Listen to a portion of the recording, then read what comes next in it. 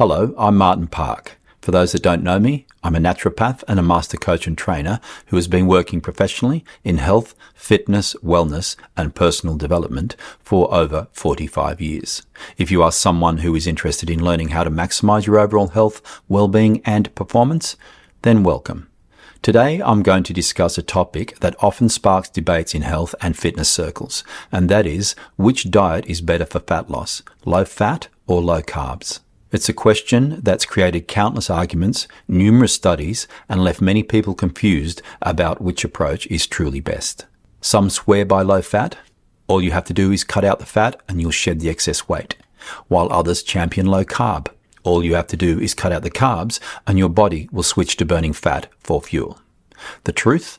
Both approaches can and do work, as both low-fat and low-carb diets have helped countless people successfully lose body fat.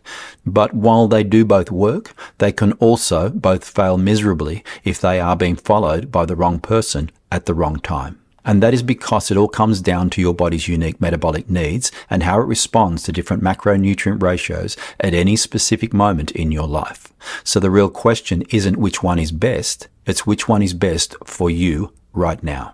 But before we get to the answer to that question, let's start by defining what we actually mean by low-fat and low-carb diets. The low-fat diet became wildly popular during the 1980s and 1990s, largely driven by the idea that dietary fat was the enemy of heart health and weight management. The premise was simple: restrict total fat intake, usually to between 20 to 30% of daily calories, by focusing on eating whole grains, fruits, vegetables, and lean proteins, while minimizing or eliminating fatty foods. The theory was that since fat is the most calorie-dense macronutrient at 9 calories per gram, reducing fat intake should markedly reduce overall calorie consumption and lead to weight loss. And it worked for many people. But over time, here's what they discovered. Not all fats are created equal. Some fats, like those found in avocados, nuts, olive oil, and fatty fish, are crucial for hormone production, brain function, nutrient absorption, and overall health. They found that when people cut out all fats indiscriminately, they often experienced mood swings, hormone imbalances, and intense cravings. They found that completely cutting out fats, especially the healthy ones, negatively impacted human health and led to deficiencies. So while many of the earlier dietary recommendations for fat loss were based on the idea that eating fat makes you fat, what has been discovered over the years is that this idea is overly simplistic. In contrast, the low-carb approach, which has gained massive popularity over the past decade, particularly with the rise of ketogenic diets and intermittent fasting, limits carbohydrates typically to less than 50 grams per day. The premise is that by reducing carbs, especially refined carbs and sugar, your body will enter a metabolic state called ketosis, where it begins to burn fat for fuel instead of glucose. And why is that a good thing? Because in theory, when carbs are limited, your insulin levels drop, your body becomes more efficient at burning stored fat for energy, and in many cases, hunger levels decrease. That means it can be easier to stick to your calorie goals without feeling deprived. But just like with the low-fat diets, the reality is more nuanced. Some people thrive on low-carb diets, experiencing better energy levels and reduced hunger, while others feel tired, constipated, irritable, and struggle to maintain focus and energy, and ultimately quit before any noticeable results are obtained. And what does the science say? In a 2018 review in the journal Healthcare, which examined 12 meta-analyses of randomized controlled trials comparing low-fat and low-carb diets, they concluded that after 12 months, weight loss was similar between the low-fat and low-carb diet groups, and also that there was no difference in changes to waist circumference, body fat percentage, blood pressure, glucose, or lipid levels. Put simply, science-based studies have shown that both low-fat and low-carb diets lead to similar weight loss results when they create a similar calorie deficit, which is great.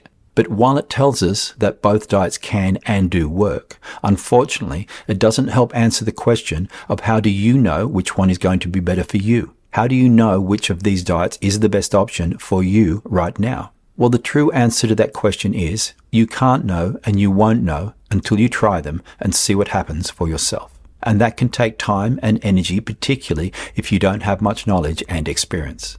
But luckily, there are a few simple preferences that you may already have that can point to which diet could be more preferable to start on, such as if you love bread, pasta, potatoes, and fruit, then a super low-carb diet might make you miserable, so the low-fat option could be the better choice.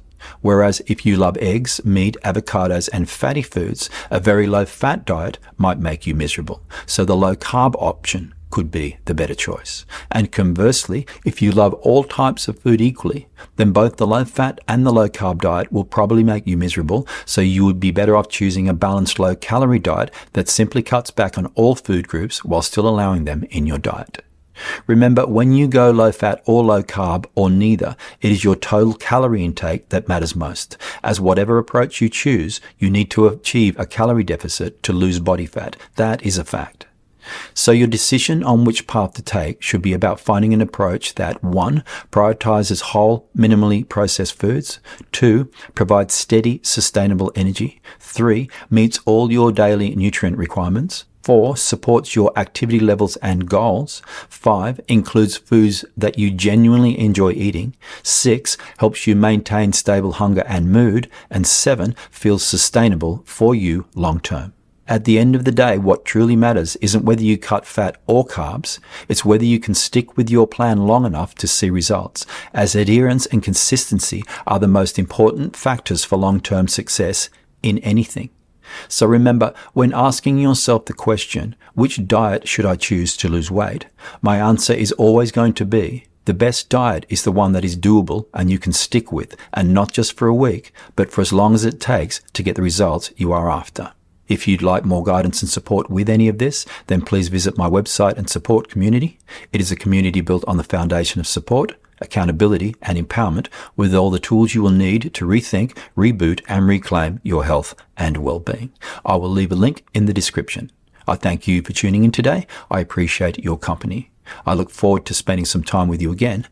Bye for now.